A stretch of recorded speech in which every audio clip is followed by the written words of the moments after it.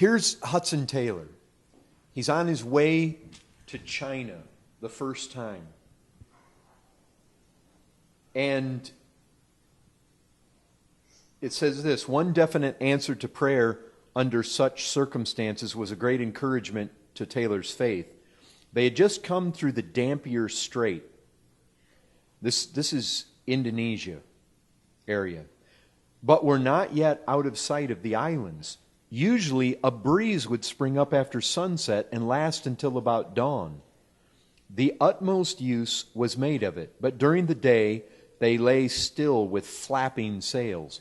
You know that's pretty common around the equator.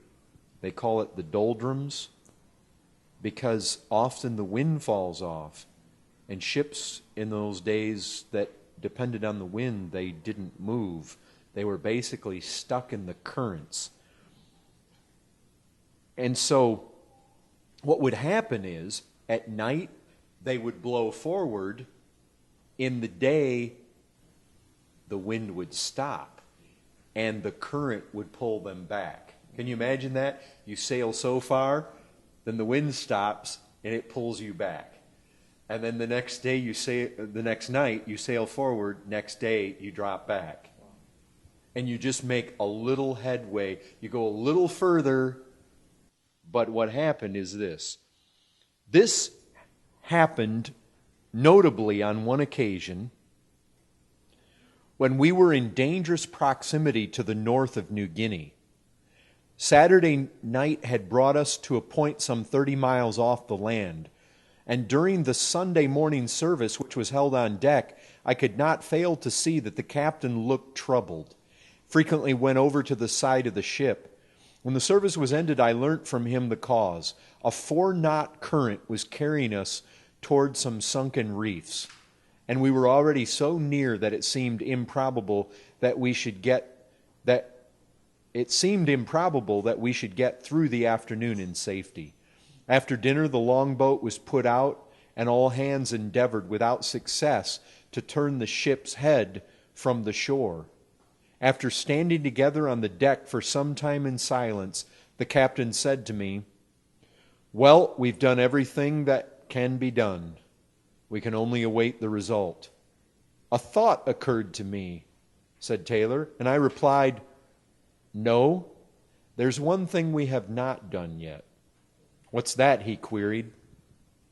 4 of us on board are Christians. Let us each retire to his own cabin, and in agreed prayer ask the Lord to give us immediately a breeze.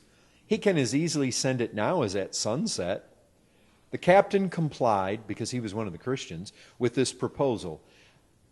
I went and spoke to the other 2 men, and after prayer with the carpenter, we all 4 retired to wait upon God.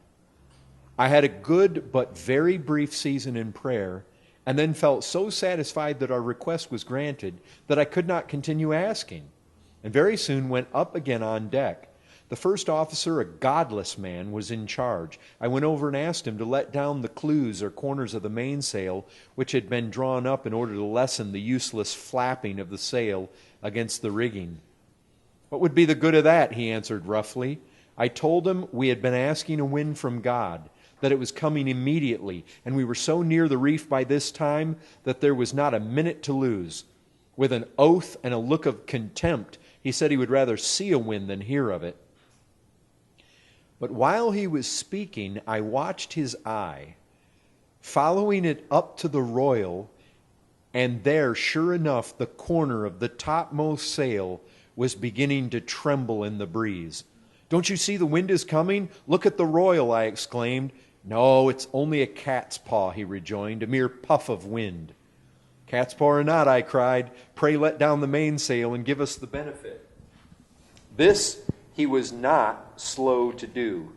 In another minute, the heavy tread of the men on deck brought up the captain from his cabin to see what was the matter. The breeze had indeed come.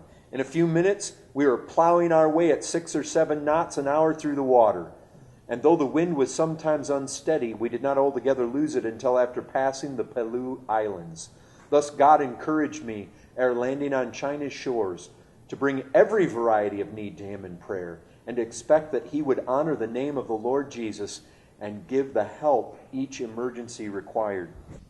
And I only read that because it's like I was saying before, something in us knows there is benefit to having a number of Christians. I mean, isn't it true? Sometimes things happen and people send out prayer requests all over the place. I mean, here he was. He has this sense. He didn't just go and pray himself. He wanted every Christian there. And didn't you notice? He specifically emphasized in one accord, that they would pray in one accord. I mean, I only bring that up because I know we feel that, we sense that there is an advantage there.